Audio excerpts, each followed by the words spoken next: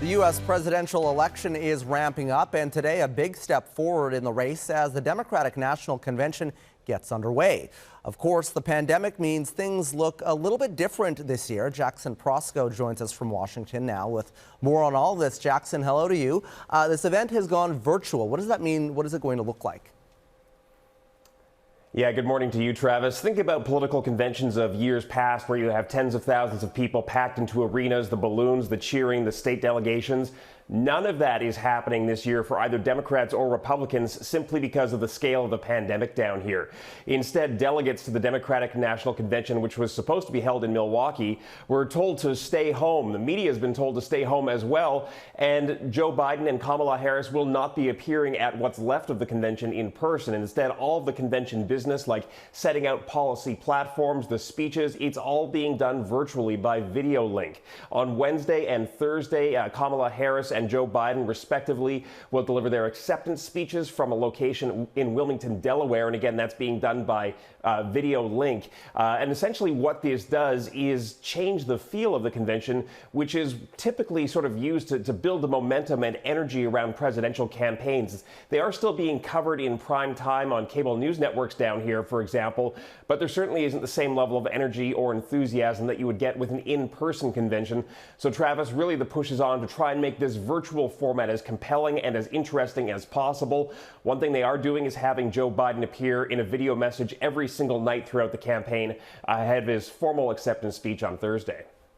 Yeah, it's going to be a bit tricky to build that momentum, as you say, but this is also a big chance for Joe Biden and Kamala Harris to drill home their message. What can we expect on that front, Jackson?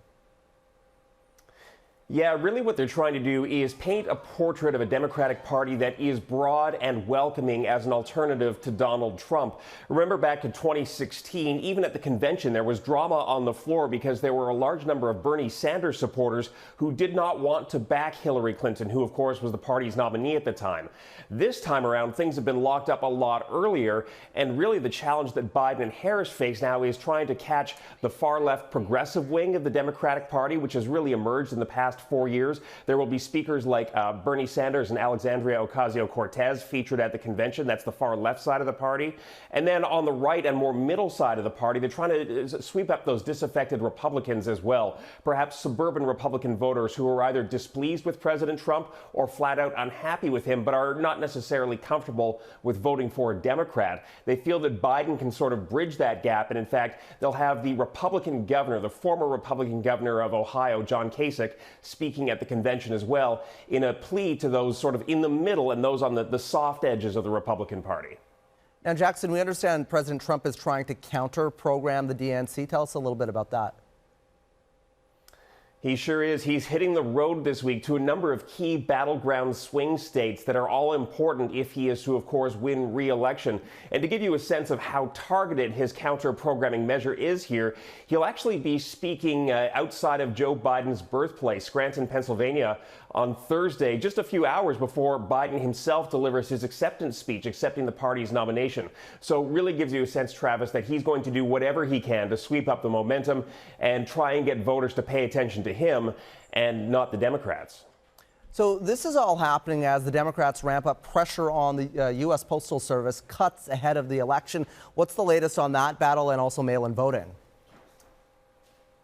Yeah, and you could argue that fear about the Postal Service and mail-in voting is really what's dominating the conversation down here instead of the political conventions. In a highly unusual move now, Democrats have recalled the House of Representatives to hold special hearings into the Postal Service next week. It is very unusual for Congress to be sitting while the political conventions are taking place, but Democrats feel they can't wait any longer to get answers directly from the Postmaster General about cuts and service changes that the USPS has actually warned threaten the integrity of mail-in balloting. USPS has warned 46 states and the District of Columbia that they may not be able to count mail-in ballots in time. This as they go through the process of removing mailboxes, and sorting machines, all of which has raised tremendous tremendous fears because so many people want to vote by mail in the midst of the pandemic. So those hearings will be taking place next week to try and get to the bottom of what exactly is happening. And Democrats say they simply can't wait any longer because early mail-in balloting and voting is actually going to be starting here in just a few weeks. So they really want to sort out what's happening and intervene if necessary, specifically in the form of more funding for the Postal Service to make sure that they can process all those mail-in ballots. And Jackson, these conventions, they're known as, events where you can really unify the party. Obviously, you mentioned Bernie Sanders last time, and there was a bit of a rift within the Democratic Party. With this ticket, with Biden and Harris, do you think that unification has happened? And are we going to see that even virtually?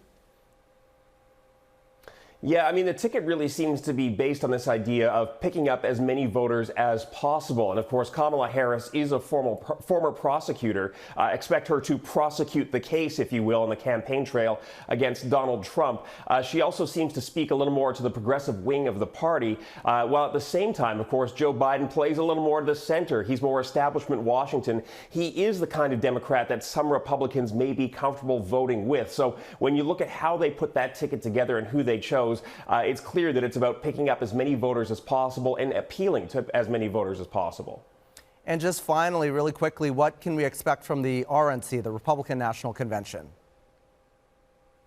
Much like the Democrats, it's a virtual format. Remember that President Trump had moved his speech to Florida while the bulk of the convention was remaining in California, but Trump had to call those plans off because of the pandemic. So Trump, too, will be speaking virtually. He hasn't firmed up the exact location yet. It's likely to be the White House lawn, and we should point out that is a breach of norms and possibly ethics because the White House is not supposed to be used for political purposes, but the president seems intent on pressing ahead with using the lawn as the venue for his speech anyway.